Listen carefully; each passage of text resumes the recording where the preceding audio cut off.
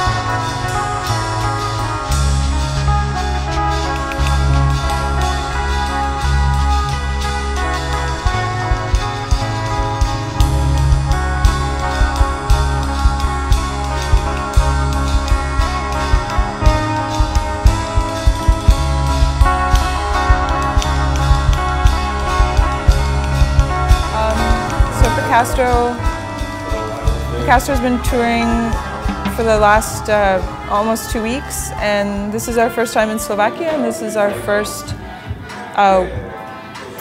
group of shows here.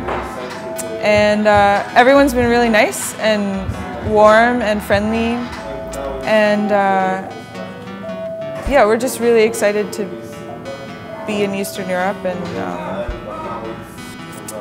so yeah, we're having a good time in Slovakia for sure.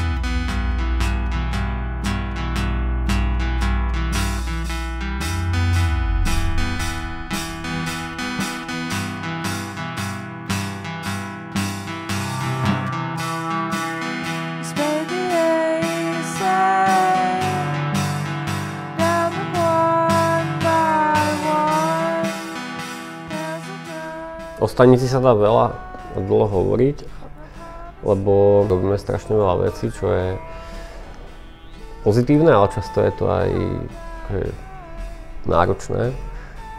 Že ťažko sa to opíše, že v rádiu FM, keď je nejaký koncert a oni ho propagujú, tak hovoria, že sme klub Stanica. Inokedy niekto hovorí, že to je kultúrne centrum. Pre iných je to len miesto, kde chodia na party. A pre nejakých iných ľudí zase je to divadlo, lebo tu chodia na divadlo. Pre niekoho to môže byť ľudová škola umenia. Alebo pre cestujúcich to môže byť len krčma, ktorú vidia, alebo nikdy nejdú na akciu a veľa z nich ani nevie, že máme sálu v Podkroví, kde robíme podujatia. Takže je to taký hybrid všetkého možného. No, záleží, že kto sa na to pozerá a z akého uhla pohľadu. Takže môže to byť proste hocičo.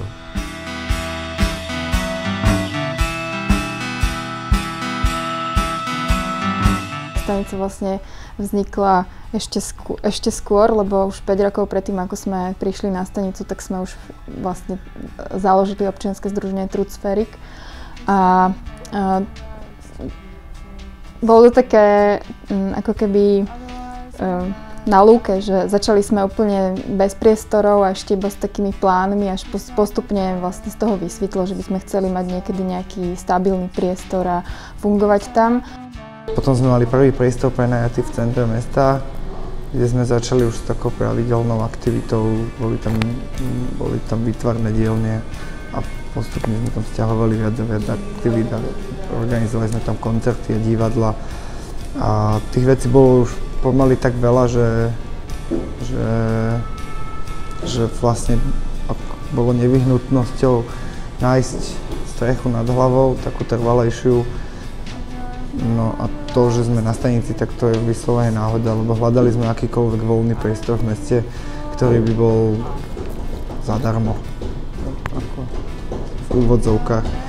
A všimli sme si napríklad túto stanicu, ale všimli sme si aj iné veci. Inšpirovaní sme boli hlavne tými kultúrfabrikami zo zahraničia, takže bolo to také prirodzené, že tie industriálne budovy nás zaujímali viac ako tie klasické. Je taká sieť, ktorej my už sme teraz členom, volá sa Trans-Europe Halls a ona združuje kultúrne centra, ktoré prerobili budovy pôvodne slúžiace inému účelu na kultúrne centra. No, čiže ten prvotný zámer bol nájsť nejakú prázdnu halu, továren, čokoľvek zaujímavé, kde by sa dali robiť vlastne aktivity. A tým akoby neustálým cestovaním po Žiline, vlastne ten rondel je naozaj taká fakt veľká križovatka v Žiline. Vlastne tá stanica nakoniec sa ukázala ako taký ideálny cieľ. Stanica sa podarila aj kvôli tomu, že veľa ľudí dokázalo na tom pracovať bezplatne. My, aj keď sme začali tú organizáciu vôbec ešte predtým, ako bola stanica riešiť, tak sme pracovali bezplatne. Tá stanica preto taká, aká je, lebo možno, keď to zrátame, ide o viac ako 500 dobrovoľníkov, niektorí tu boli rok, dajme tomu cez tú Európsku dobrovoľnú službu, niektorí prišli pomôcť 2-3 krát, niektorí sa venujú len parku alebo nejakej inej záležitosti, ale je to výsledok úsilia veľkej komunity ľudí, že to nie je nejaká one-man show.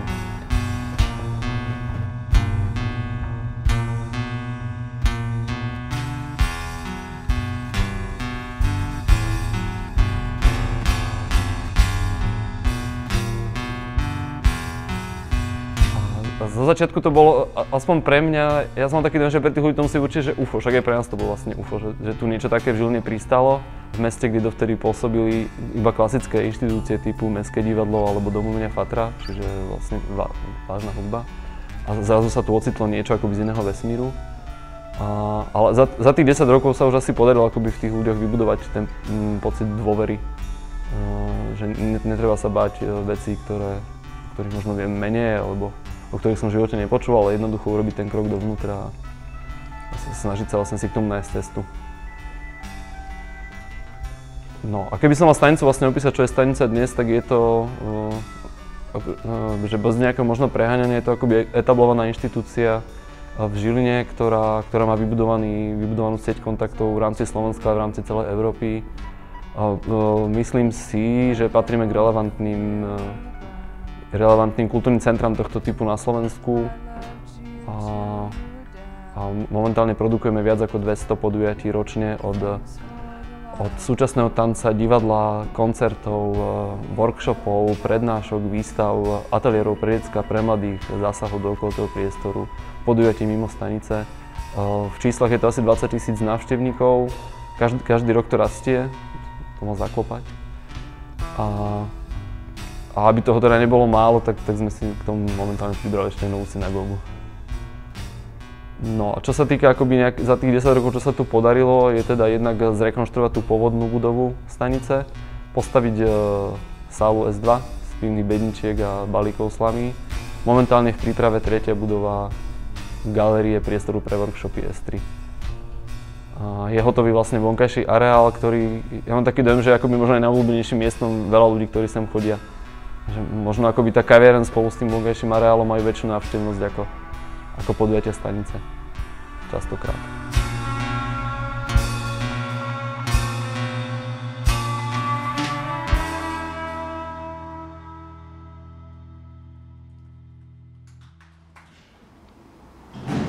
Dámy a páni, výročie!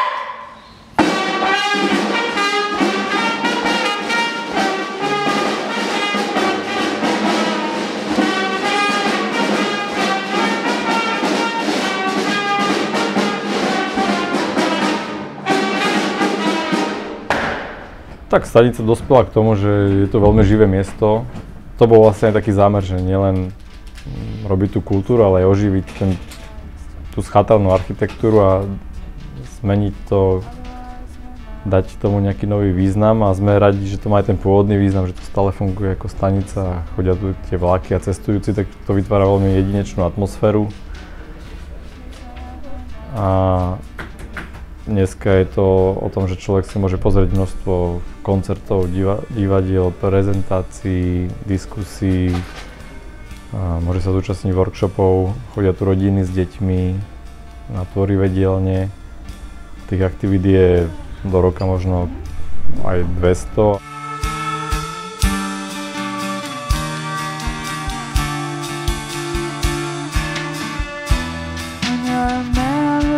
Tady na stanici máme takovou malou dílnu, sitotiskovou dílnu nebo grafickou dílnu útěrky. Na prospektu teď jsou to útěrky na stanici. Všimli jsme si, že tady je takový sklep, je tady satýrka, takže jsme se hned chytli jakože takové práce jakože s tou grafikou a začali jsme dělat workshopy s dětskama a potom dospělýma vlastně to funguje doteď, no, trošku se to tady rozšířilo, teď musí to tisk a tak dále. Abych to tak jako řekl, mně se líbí, že se tady ty žánry tak jako docela pojí dohromady, že nikdy to nekončí třeba jenom u grafiky, když jsme u grafiky, ale propojí se to s hudbou a když hudba, tak se to propojí s divadlem a tak dále, takže jako takový to míchání je fajn. Takže jsem tady rozjel kurzy grafiky a kurzy knihvazby s tím, že to rád propojuju, že když někdo dělá grafiku, tak jsem rád, když to třeba využije v knize, že si třeba může udělat nějakou autorskou knihu, respektive když někdo dělá knihu, tak to může propojit s grafikou, jakože třeba může si natisknout předsádky nebo nějaký přebal nebo vůbec ten cover, jakože že může prořešit graficky.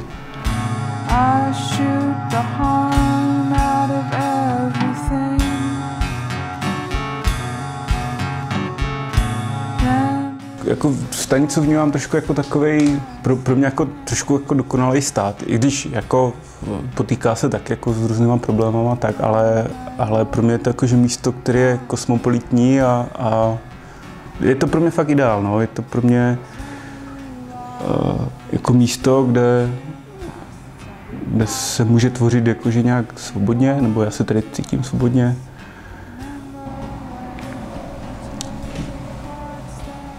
Ideál, no. Jakože, nevím.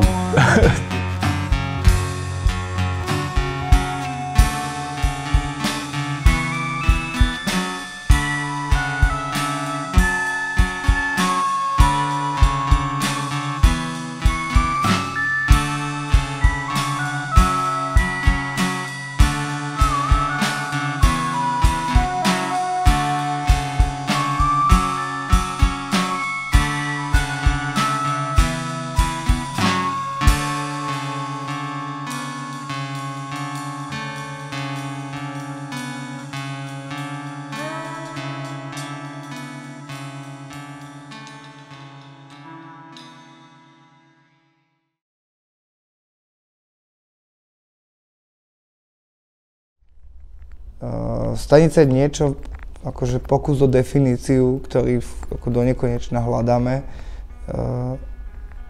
Vychádza to možno aj z toho, že na stanici sa vždycky ľudia stretávali. Stanica je miesto, odkiaľ sa cestuje proste ďalej, symbolicky. A prichádzajú sem umelci, prichádzajú sem diváci, prichádzajú sem aj tí ľudia bežní, ktorí len idú okolo, zastavia sa na kafe alebo na borovičku. A niečo sa tu odohráva. My vytvárame tú situáciu, ktorá pozostáva z priestoru, z techniky, z baru, z nejakého programu.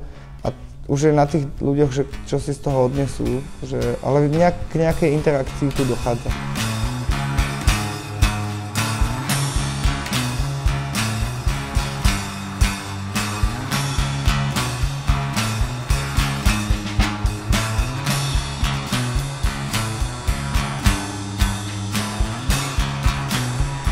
Nedá sa úplne tak jasne povedať, že čo je jej výstupom, lebo to sa častokrát odohrá až o niekoľko dní, alebo o niekoľko týždňov, alebo o niekoľko rokov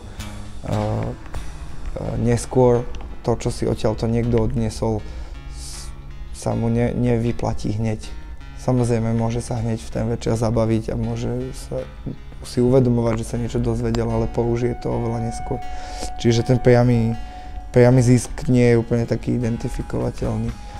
A zároveň akože sme istým spôsobom anomália v systéme, ktorý s takýmito vecami nepočíta. Myslím tým skôr tú kultúrnu politiku na Slovensku. Pretože keby sme mali niekomu povedať, že ako to robíme, tak asi by mu bolo dobre povedať, že radšej to ale tak nerob. Lebo je to niekedy na veľmi tenkom ľade. Čiže toto sú veci, v ktorých sa ten projekt pohybuje od začiatku a že na jednej strane je strašne úspešný a hovorí sa o ňom a je to fajn a vznikajú podobné veci po celom Slovensku a my sme boli jedni z tých prvých, ktorí to zakladali.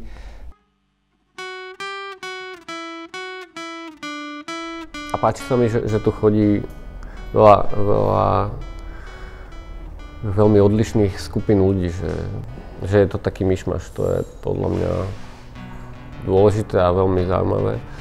A strašne dôležité je, že tu stojí ten vlak, že to je stále funkčná železničná stanica a nie len nejaká bývalá.